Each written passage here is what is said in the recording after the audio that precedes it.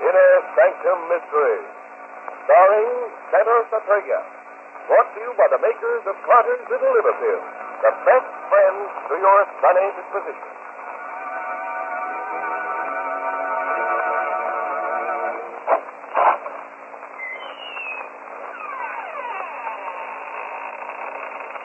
Good evening, friends. This is Raymond, our host of the Inner Sanctum. Yes, he's bidding you welcome once again. Come in. Make yourselves comfortable. That is, as comfortable as you can around this very strange man we're going to introduce to you now. Yes, he's quite a character. Someone who hates you, one and all.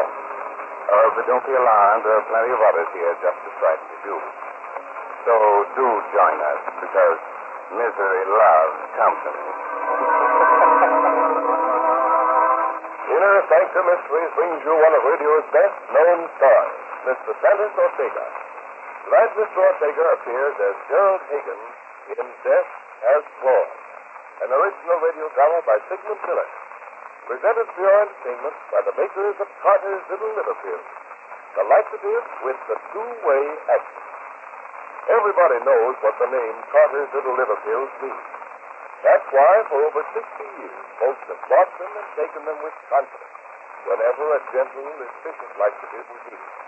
Yes, and they've known, too, that the name Carter's Little Liverpills also means added help, because they wake up the flow of a very important digestive juice.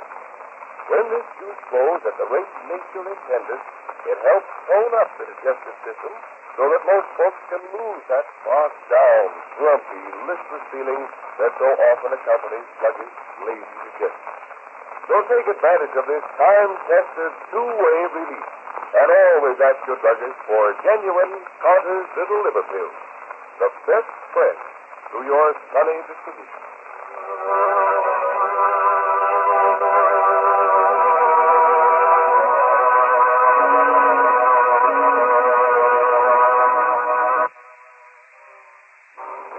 Of the morning in the backyard of a tenement house on Bailey Street. Mr. Kirsch, one of the tenants, has just rushed downstairs from his apartment in a fury. For the third night in succession, his sleep has been disturbed by a cat howling in the alley.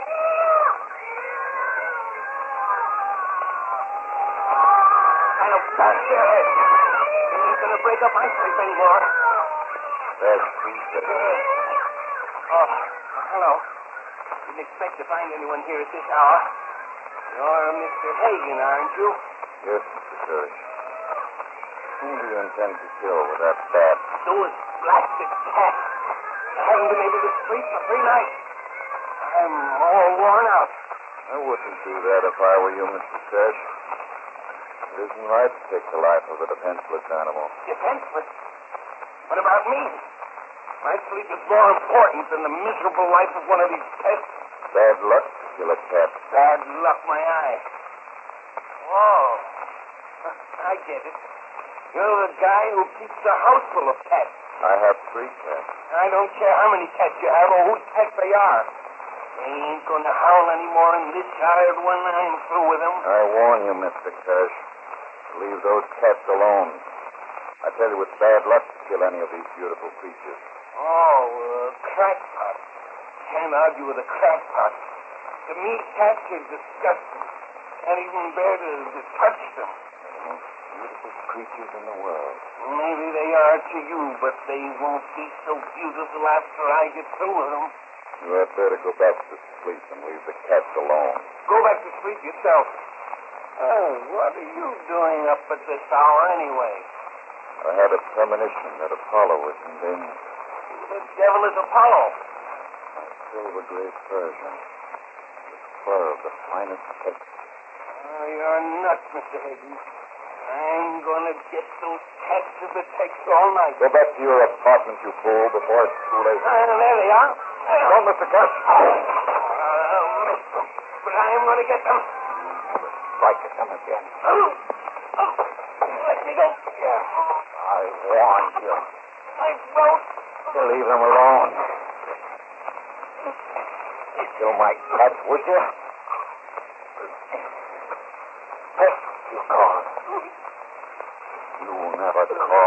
start again.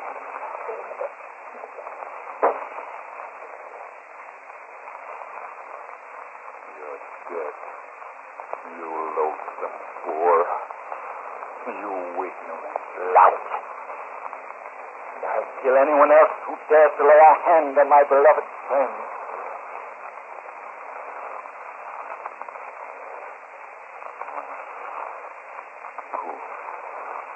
All my enemies. I must be clever. This is the robbery. That's the robbery.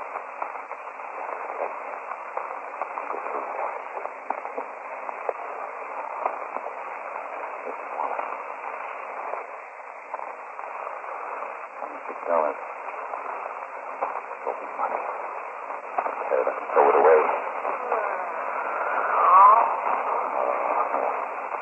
Here you are, my beautiful one. Come. Sit back before me and see that.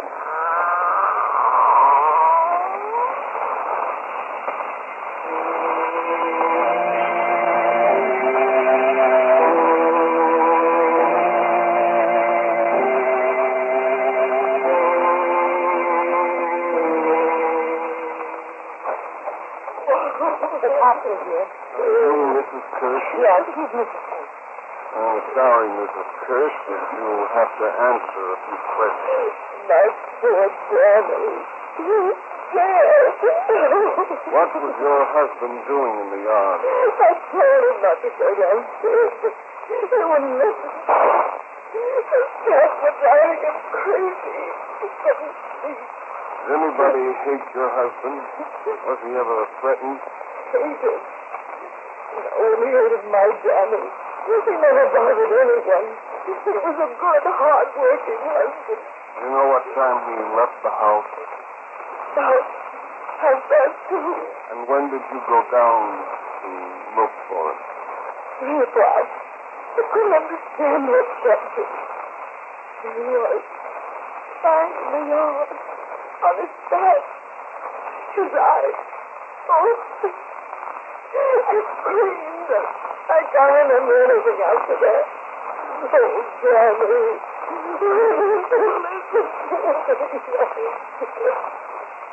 Well, that'll be all now. Come on, Sergeant. We'll go through the rest of the house. We're going to investigate every tenant in this building. This isn't a robbery. The wallet was found alongside the body. No thief would stop to empty a wallet. Anyone who committed a murder would get away from the scene as fast as he could. Let's go, Sergeant. We'll start from the first floor and work our way up.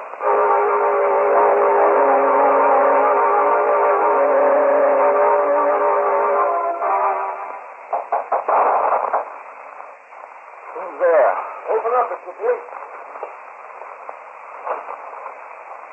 What's the matter? Is anything wrong? One of your neighbors, Dan Kirsch, was murdered about an hour ago. Kirsch murdered? It's terrible. What's your name? My name's Gerald Hagan. How come you didn't hear anything? I was asleep. You sleep very soundly. Yes, I do. Strange that you slept through all this. Very common. Do you sleep at this hour? It'd be unusual if I weren't. Where do you sleep, Hagen? In the bedroom. Was I, eh? Question was a bit obvious. That's just a little too cool to suit me. Most anyone would be shocked and horrified being awakened in the middle of the night, told that a neighbor was murdered. Not my nature to be excitable. I think it's a good way to be. I'll take a look at your bed. Follow me. Rumpled, all right. What are you doing? Just feeling it. It's not too warm. I'm sorry. It's cooled off. How long were you asleep? I went to sleep a little before midnight. And you heard nothing? No, sir, nothing at all. I can't hear anything when I'm asleep. Are you sure you didn't hear a scream? No, I didn't. Let's see your hand. A fork. I said, let's see your hand. All right. Here they are. Nothing strange or unusual about them. That scratch on your hand. Where did you get it? It If you look closely, you'll see that it's a few days old. I didn't kill Mr. Kirk. I have no reason to kill him or anyone else. I'm a peaceful, law-abiding citizen. Did you know Mr. Kirsch? Not very well. I nodded to him whenever I saw him. Mr. Hagen, do you live alone? Yes, What do you do for a living? I'm retired. All right, Hagen, I guess that's all right now. Good night, officer. I hope you find a criminal. We will. Why don't you look where you're going? You stepped on my cat's tail. I'm sorry. Hey, wait a minute. Dan Kirsch was killed trying to get rid of the response cat which had been disturbing his sleep. Your cat might have been one of them. Very possible. You love cats, don't you? Yes, I'm quite fond of them. I have two. So, you have three. That's right. There are 4 or 5 other families in this tenement who keep cats. I guess there are millions of people who own them as pets. There's nothing strange or queer about keeping pets. Nothing strange about keeping a pet, but three is something different. I'm going now, but I'll be back. There's nothing I can pin on you, but somehow I feel that you know more than you appear to know. We'll look into this more thoroughly later. Good night, Mr. Hagen.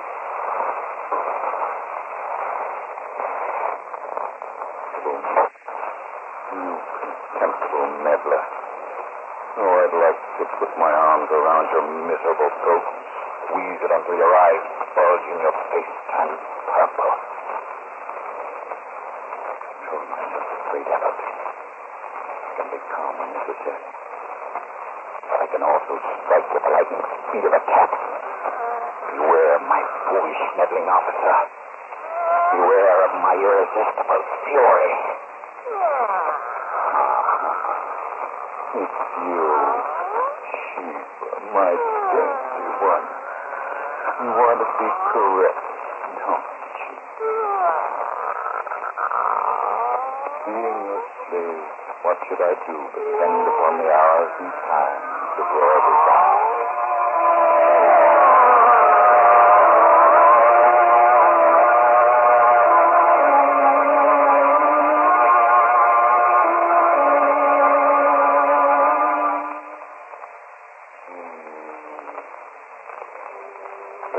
I wonder if any of Gerald Hagen's cats are blood. And if they are, you can take the word of Raymond, your host here in the inner sanctum, that I won't let them cross your path. But I guess you'd prefer the cats, though, to Gerald Hagen, wouldn't you? Now, he doesn't seem to like halfway measures. No.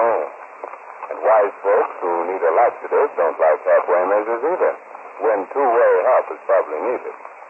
That's why they take Carter's little liver pills. The laxative with its dependable two-way action. First, Carter's little liver pills relieve irregularity, gently, fairly, and patiently. Second, they wake up the flow of a very important digestive juice, usually within a half hour. This digestive juice is a vital aid in toning up a lazy digestive system and helps most folks enjoy the happy sense of well-being that goes with the normal and proper digestion of food. So next time you need relief from the gloom of irregularity and a slowed-up digestion, don't go after them in a half-hearted way. Ask for Carter's little liver pills, the time-tested laxative that helps in more ways than one.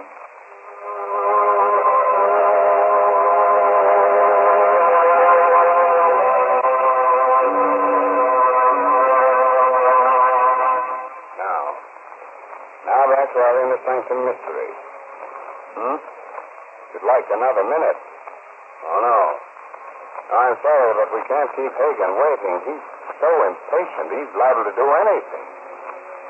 But don't be afraid. I'm always with you. The following night in the apartment of Mrs. Jackson, a widow living with her son, Robert. She's the next-door neighbor of Hagen. The whole tenement is frightened out of its wits by the murder of Dan Kirsch, and Mrs. Jackson is no exception. She's listening to the radio. Police working on the Kirsch murder case are at a loss. murdered man's money was discovered near the spot where the body was found, torn to shreds. Residents of Bailey Street are asked to cooperate with the police by reporting any suspicious character immediately, and to take extra precautions until the criminal is apprehended. The man may be a deranged killer. And now the sports. The Boston... Good heavens, the murderer. Bobby, come here. Yes, Mommy. It's time for you to go to bed, darling. I have a surprise for you. How would you like to sleep in Mommy's bed? You might. Yes, darling, both of us together. And you can have a holiday tomorrow. And I don't have to go to school? No, you can stay home with Mommy all day. Bobby, come here. Oh, your hand's cold, Mommy. What's happening in this house now? Open this door. Who's there? Just had a telephone call that a suspicious-looking fellow was seen going into this house. You hear anybody walking past your door? Yes, someone seemed to be in a hurry. Where'd he go? Well, it seemed to me as if he were going upstairs. Then I'm not sure, but I thought I heard footsteps in the vacant apartment directly above me. Thank you, ma'am.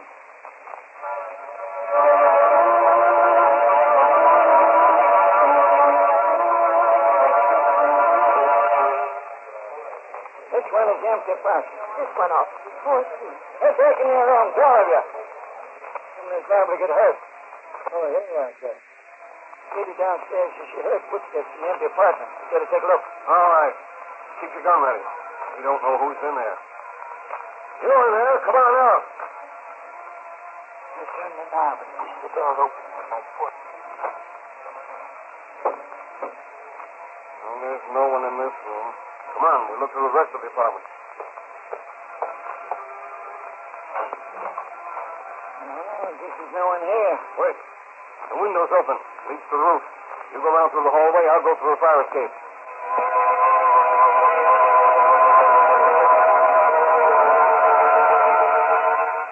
Did you notice anything? No, but this roof has plenty of places to hide. Just a minute. There's something behind that ledge. Yeah, I hear something. Come on out or we'll shoot. Shoot at the first thing that moves from that ledge. It's only a cat. We killed it. Too bad. We can't take any chances with a dangerous killer on the loose. Come on, we'll take another look around. My cat. Huh? What have you done to my cat? Oh, it's you, Hagen. What are you doing here? I heard my cat scream. What have you done to him? Well, we shot him by accident. Apollo. My beautiful Apollo. You heartless butcher. Take it easy, Hagen, and watch your tongue. We didn't mean to kill your cat. We just aren't taking chances with a dangerous killer on the loose. Poor Apollo. Dead. I wouldn't let you live. I wouldn't. Where are you going with that cat? Leave me alone. You've done your job. Better call the SPCA or the Department of Sanitation to get rid of that dead animal. Department of Sanitation. You think my cat is just refuse? To be gotten rid of like a pail of garbage? It was a living and beautiful animal. A moment ago it had a life, a heart, consciousness, feelings, dignity. Its life was as important to it as your life is to you. How dare you call it garbage? I didn't call it anything. Give me bread. I'm taking my cat to my room. You'd better get rid of it fast before it begins to deteriorate. That's my business. He's a queer egg, that guy. Queer enough to do anything.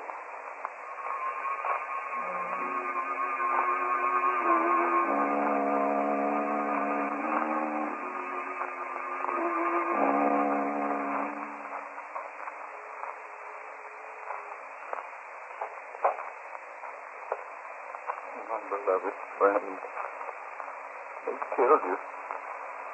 Some brutal, unfeeling descendants of hate dragged you. I lay you down on your favorite cushion. They killed you. Your life meant nothing to them. Nothing at all. To them you were only a cat. Another animal. What do they know of your superb grace?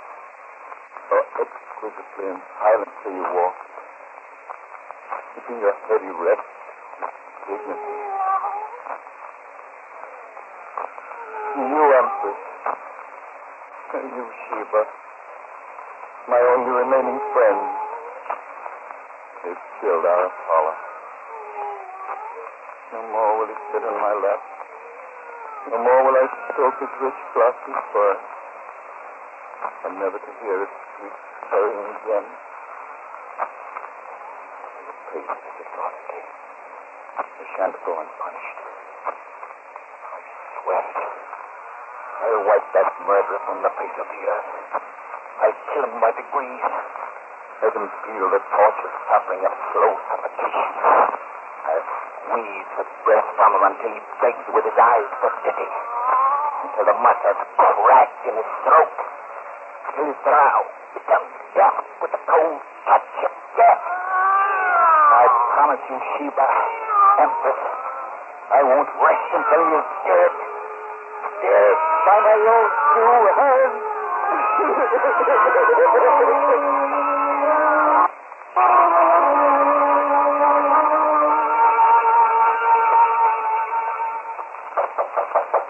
Who's there?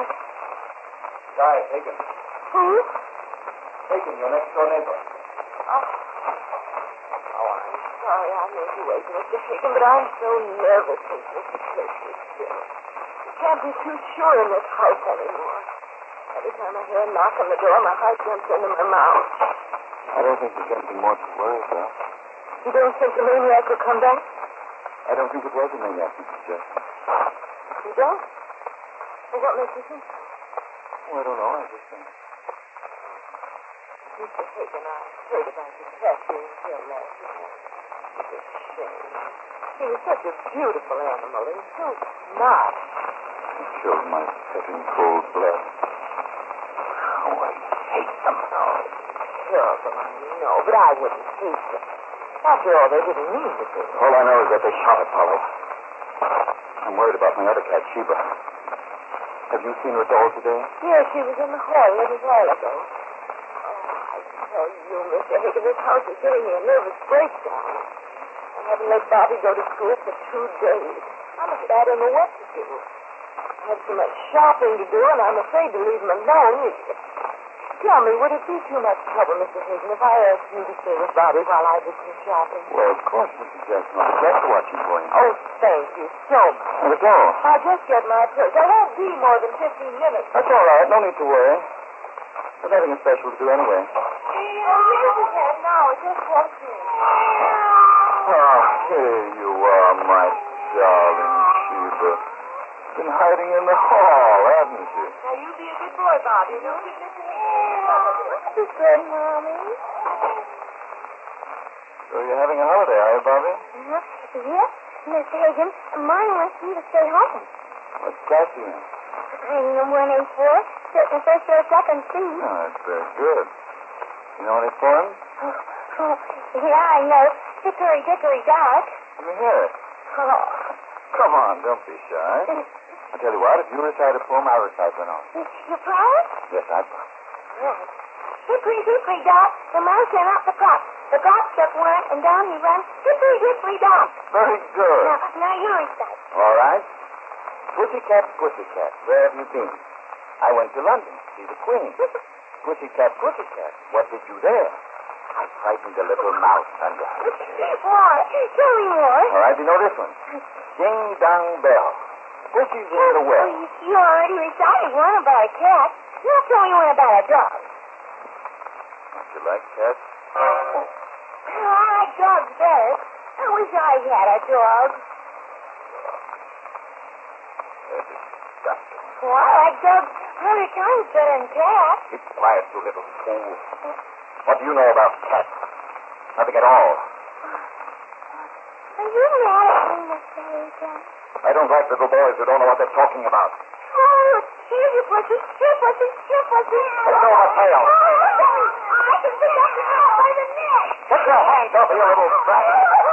Just like the rest of your breed, I'll take care of you. You'll never hurt me more. What are you doing to my boy? Are you crazy? Torment my cat, will you? Keep your hands off me. Neither of you will ever lay a hand on my cats again. No one's trying to save you. Stop there, you. Don't come any nearer. I've got a knife. Any of you come any closer? Put a knife in our heart. Hold off a moment, boys. Put that knife down, Hagen. You haven't got a chance. I warn you. Keep away. You haven't a chance, Hagen. Come a little closer, Captain. I'll let you feel my fingers around your throat. You don't put that knife down immediately. I'm going to shoot your cat. I'll kill you. All right, boys, get him. There we go. There we go. Let's go right down. Let's go right down. There you go. You son. Put the knife in there. No one get Mrs. Jackson's glass of water. Take her to the bedroom. She's fainted. All right, Sonny. Your mother's all right. Take him in with his mother. Oh, we got you at last, Miss Benningham. I have been keeping a close watch on you for the past 2 days. Did you kill Dan Kirsch? Yes, I killed him. And I do it again. He tried to kill Apollo with a bat. He got what he deserved. Did you kill anyone else? Yes. Last year, a fellow by the name of Weaver ran over one of my cats. I got his license number. A week later, I caught him in the hallway of his house. He'll never run over any more cats. You're a homicidal maniac, Hagen. A maniac, you say. Because I watch over my cats and keep them from harm? I'm the only one here with even a spark of decency. I understand the nobility of cats. The only true friends I've had. They never deserted me, no matter what happened. That's more than I can say of the human race. My partner cheated me out of my money. My wife and all my friends left me when I lost my wealth. But my cats, they've been my only true friends. Take them into the wagon, boys. My cats! I killed them all! I killed my cats! My cats! I killed them!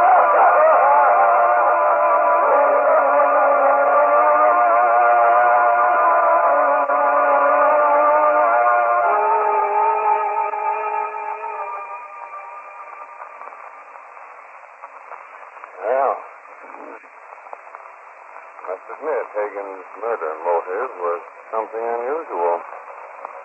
Fact, it's a cat. Now, if any of you ever threw a shoe at someone's cat snarling in your backyard, I'd advise you to leave quietly now and go home with a friend tonight. Well, it's about time to close the door to the inner sanctum. Until the same time next Sunday evening. Now listen in, won't you, and invite your friends, too, also. Oh, by the way, you happen to know anyone who's looking for a pet? We have 2 cats roaming around here who need a good home. Their names? Cuba and Empress. Well, here they are right now. I'll just put your name and address on a slip of paper and under the squeaking door. And if you want the name of a good mystery story, there's the title of this month's Inner Sanctum novel, The Death of a Novelist, by Sally Wood.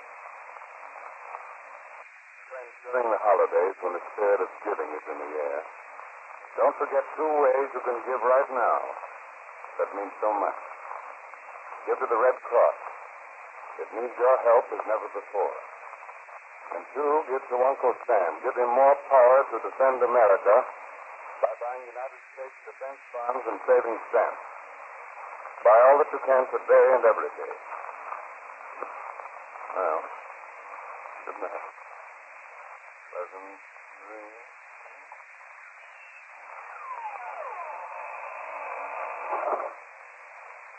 Attention, mystery fans. One of the first things a detective looks for is a motive, an all-important reason. What do you think it was that prompted John Gordon to say to his wife, "If I have to show Aunt May and Uncle Tim around again tomorrow, I'll be a nervous wreck"? Why?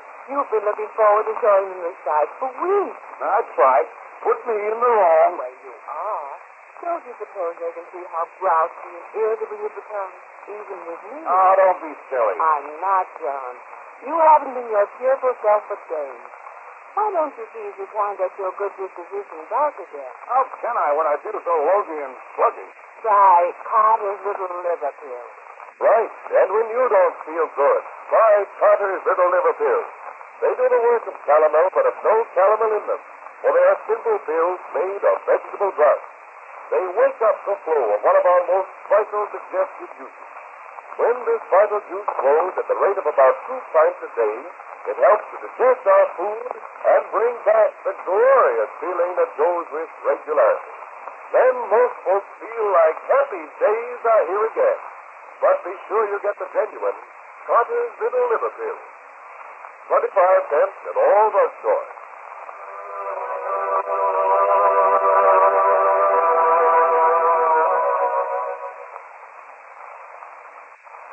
This is the Blue Network, operated by the National Broadcasting Company.